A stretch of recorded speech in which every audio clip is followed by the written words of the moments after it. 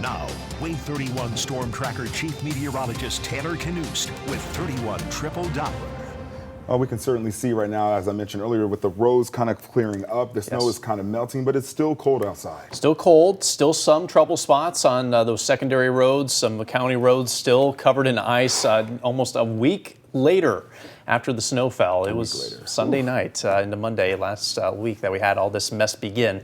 So thankfully we're going to have warmer days ahead of us here, and that snow and ice will be gone for good. Yeah. So we are very pleased about that warmer forecast coming our way this week, but we do have one more cold night ahead of us, so don't get too excited just yet. Right now it's 27 in Huntsville. We have a light wind out there, but that is enough to knock our wind chill down to 20.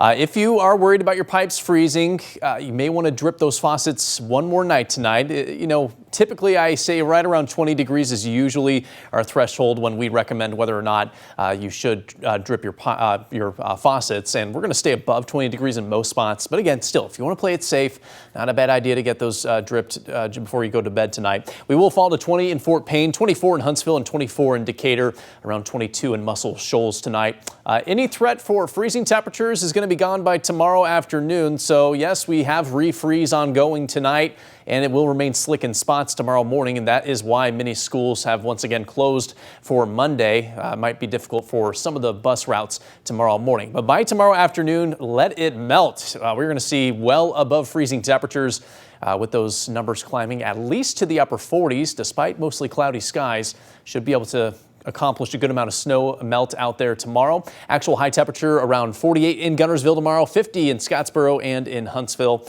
49 tomorrow in Muscle Shoals. And that's going to be our coolest day of this week. Much milder weather is on the way very soon.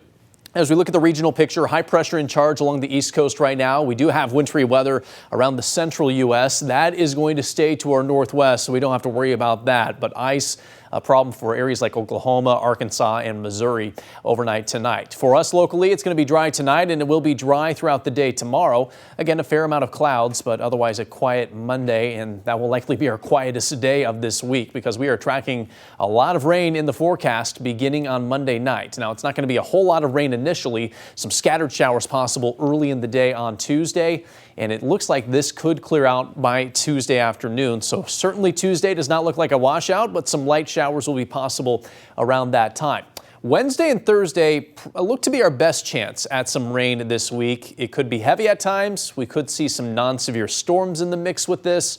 I don't think we'll see any severe weather this week, thankfully, but a healthy amount of rain is coming our way Wednesday and Thursday. It is possible we get a break on Friday, but more rain very well could come our way on Saturday before it finally clears out early next week. Between now and this weekend, we're looking at the potential for a lot of rainfall. I think at least 2 inches can be expected across all of North Alabama, but there is a possibility that some of us get 3 to 5 inches of rain when it's said and done, and that's a lot of rain in a short period of time that could cause at least some flooding issues and rising creeks and rivers. So that will be our main concern this week. But hey, the temperatures are on the rise. 60s expected by Wednesday, Thursday, and Friday. Even heading into next week when we dip down a little bit, it's not going to be nearly as cold as the weather we've had to deal with this past week. So, Rob, it looks like the worst of winter, at least for now, is in the rearview mirror. 60 degrees, I want to whip out my shorts and put them back on. I wouldn't blame you. Thanks so much, Taylor. You bet.